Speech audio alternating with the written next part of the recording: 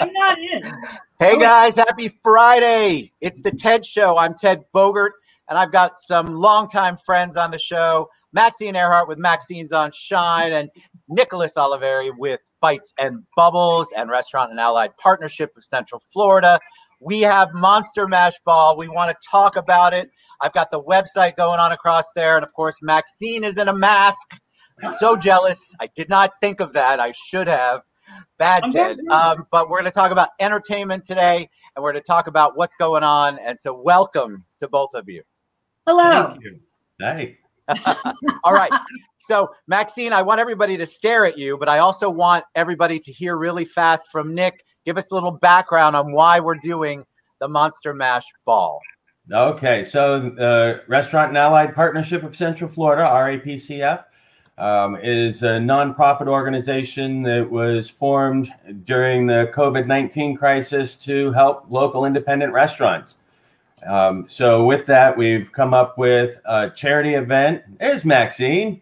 There she is. Where'd you come from? I know. I didn't know she was on here. See how much fun a masquerade ball is going to be? Yeah, it is. So, but that's what we're doing. So we're doing the Mask for Aid Monster Mash Ball in October. It's October 29th at the Dr. Phillips House in downtown Orlando. So we'll have 30 stations set up through event experiences set up throughout the event with social distancing, obviously. It is an exclusive event with only 300 people allowed to be in the whole thing. So like we said, it's a Mask for Aid ball, and we have a lot of wonderful restaurants, one of which being Maxine's. Yep. Maxine's on Shine. Look at you. You're the master segwayer. That was so good. And really Maxine is actually on our committee, and she heads up entertainment. Yes. So talk to us. Thank you, Nick. Talk to us about, people do come to have a good time, but the entertainment, first of all, the food's going to be amazing, guys. But the entertainment, let's talk about that, Maxine. And we're gonna focus on Maxine for a minute. Hello, Maxine.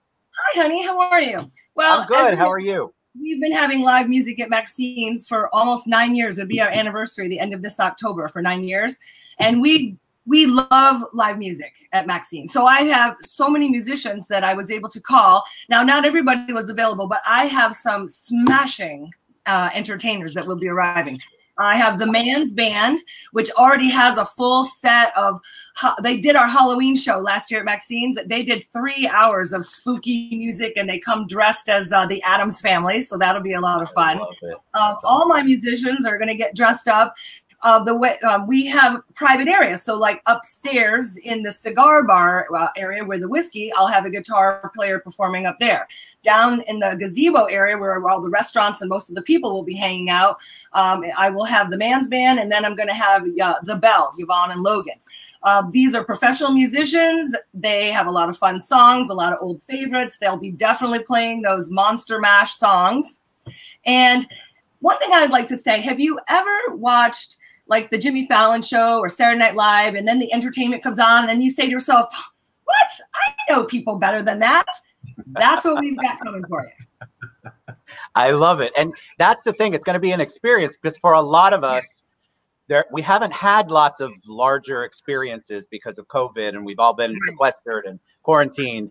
And so this is going to be, for me, the first and, of course, the best fall event. I just am so excited about it. And I hear it on the street when people are watching the shows and the promos and me doing stuff and you guys doing stuff. They're like, Ted, that is so cool.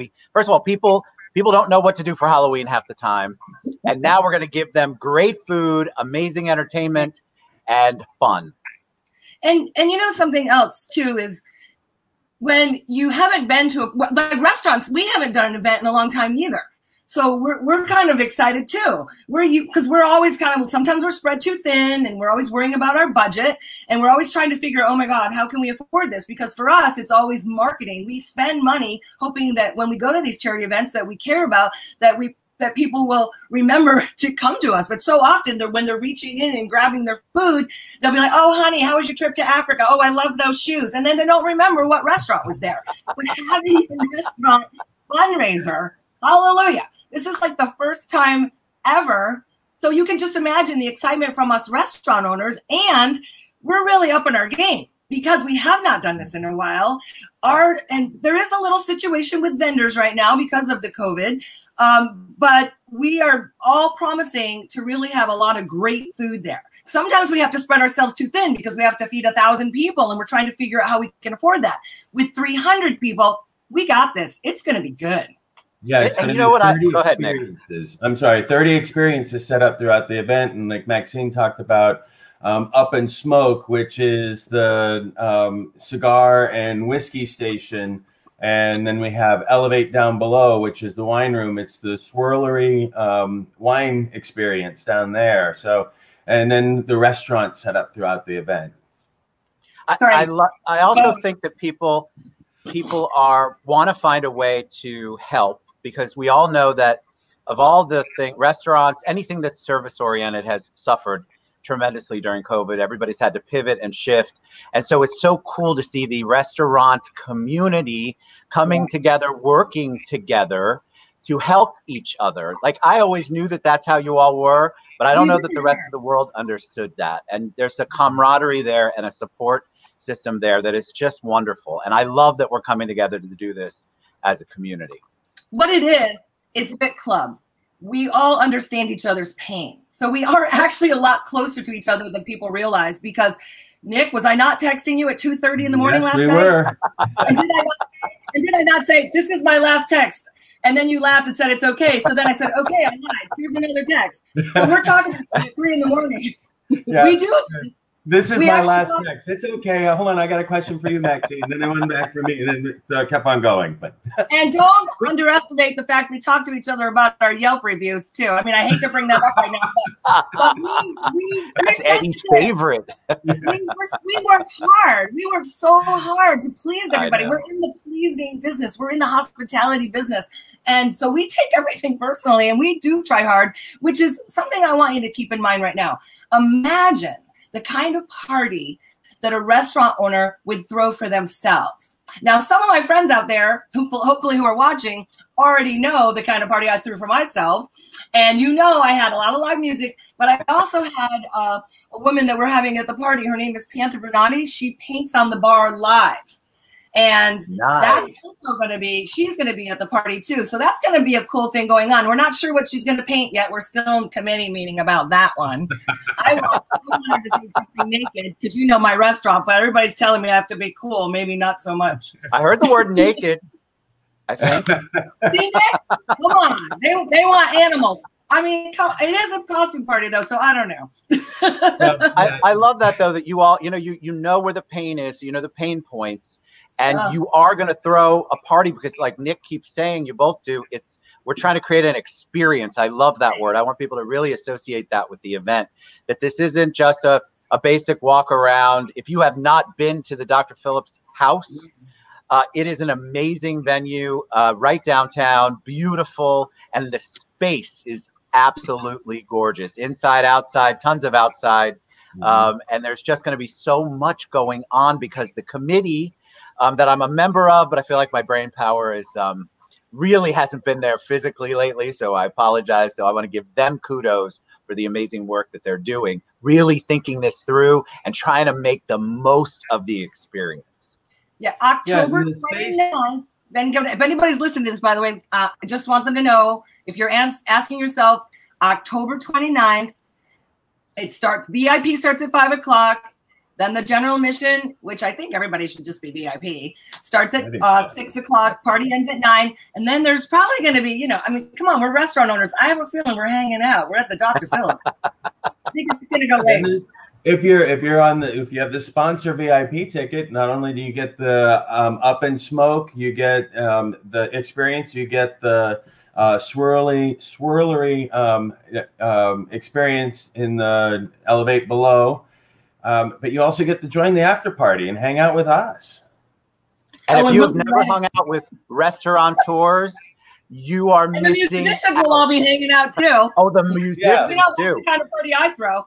That's a whole nother experience people haven't had. It's just, you all are just such good, down to earth people who just like to people please and serve people and put on the best that you can all the time. And I think it would be really cool. Look, if If you are wondering where you can get tickets, the website is down there, monstermashorlando.com. Go to the website. You can reach out to Maxine or Nick or me or anybody at any of our places. You can see all the amazing comments. You guys got lots of love on the show. Also, what am I missing, Nick? Can I throw something in there? If you go to the monstermashorlando.com, there'll be an email sign up page on there. So we're having a drawing for 2 tickets to the Monster Mash Ball. The drawing will actually be held October 14th or 15th, but we're limited to 300, so the tickets are going to sell out quickly, and then it'll be down to the last 2, which will be the ones we'll be giving out. So excited. And I would like to add, if you don't mind, Nick. Please. This is not the right place, but if we have an audience, I'd like to throw it out there. A photographer that I had originally had in mind was not able to be involved. So I am looking for someone that when people arrive with their costumes, there is a room. It's going to be sanitized. You're going to be in there by yourself with a photographer with great lighting. You can get your photograph taken. We're looking for that person at a very, very good price. Or maybe they'd like to volunteer for some gift certificates to our restaurant, because actually it is a fundraiser for restaurants. And celebrity judges, we have some in mind. If you think you're a celebrity and you'd like to give me a call and you'd like to come to the Masquerade Ball and wander around and choose some of the best costumes, that's always open to us, our committee. I hope you don't mind, Nick, me mentioning that. I love that. My work thing, I'm online. And then, and you know, one thing that you guys said.